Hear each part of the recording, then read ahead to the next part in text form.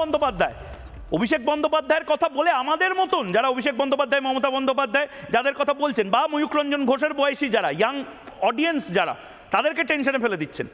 অভিষেক বন্দ্যোপাধ্যায়ের নাম নাকি বাদ চলে যেতে পারে। মমতা বন্দ্যোপাধ্যায় সাংঘাতিক একটা কথা বলে দিলেন, অভিষেক বন্দ্যোপাধ্যায়ের নাম বাদ চললে আমারও ময়ূখ রঞ্জন ঘোষেরও নাম বাদ যাবে। আমরা সবাই ওই এই 1987 থেকে 2002 এর ব্র্যাকেটে। কি বললেন শুনি। তো আমাদের অভিষেকই তো জন্মেছে 87 এর নভেম্বরে।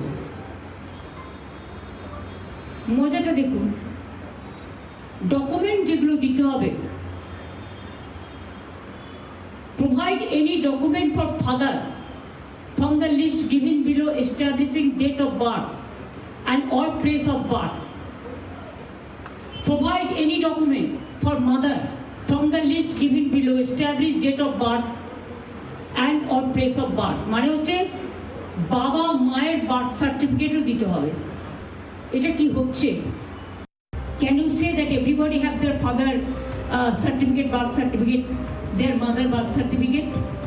Before 2011 সংখ্যাটা ছিল 60%, এখন আমরা এটা করে দিয়েছি 99%।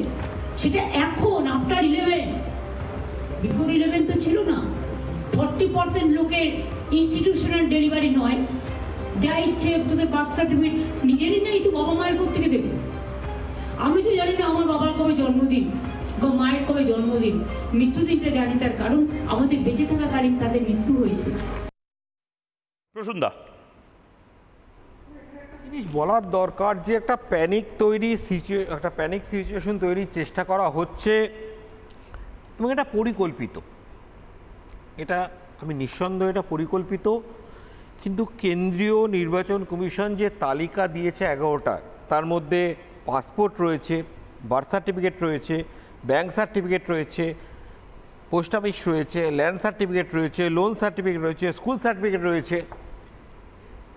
আমি এটা জানতে আগ্রহী যে আজকের দিনে 2025 সালের আজকে হচ্ছে 24শে জুলাই, মমতা ব্যানার্জি কোন শ্রেণীর কথা বলছেন যাদের কাছে 1987 সালের পরবর্তী জন্ম হওয়া সত্ত্বেও এই ডকুমেন্টগুলোর একটাও নেই, বা 1987 সালের আগে জন্ম হওয়া সত্ত্বেও তাদের কোনো ডকুমেন্ট নেই? এটার কারণটা কি? আমি সত্যিই সরল মনে জানতে চাইছি মুখ্যমন্ত্রীর থেকে। 87 সালে জুলাই মাসের পরে জন্ম হয়েছে তাদের মা বাবার, আজ থেকে মাত্র ওদিকে 13 এদিকে 25, 38 বছর, তাহলে তাদের মা বাবা তো ভোট দিয়ে এসছেন 2003 সালেও। আজকে যদি 38 হয় তাহলে 2003 সালে মাস থেকে আজ থেকে 22 বছর আগে তাদের বয়স ছিল 26। তাহলে 26 বছর বয়স মানে 18 বছর বয়সে ভোটাধিকার আছে। তাহলে 18 থেকে 26, 8 বছর ধরে তারা ভোট দিয়েছেন, কিন্তু ভোটার তালিকায় তাদের নাম নেই।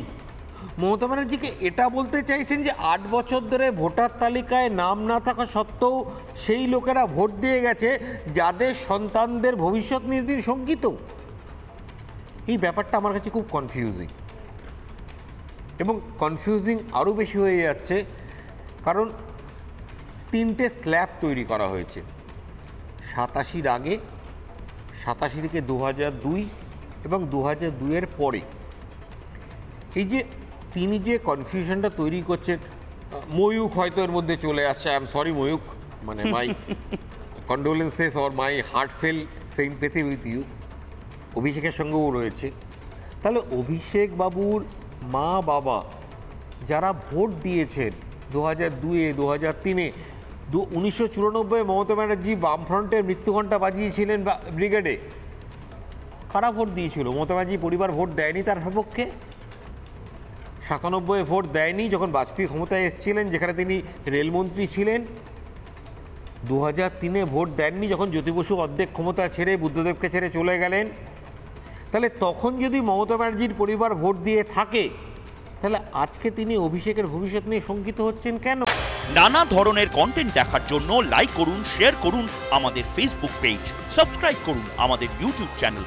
পাশাপাশি অন্যান্য ব্রেকিং নিউজের জন্য অবশ্যই চোখ রাখুন রিপাবলিক বাংলায়।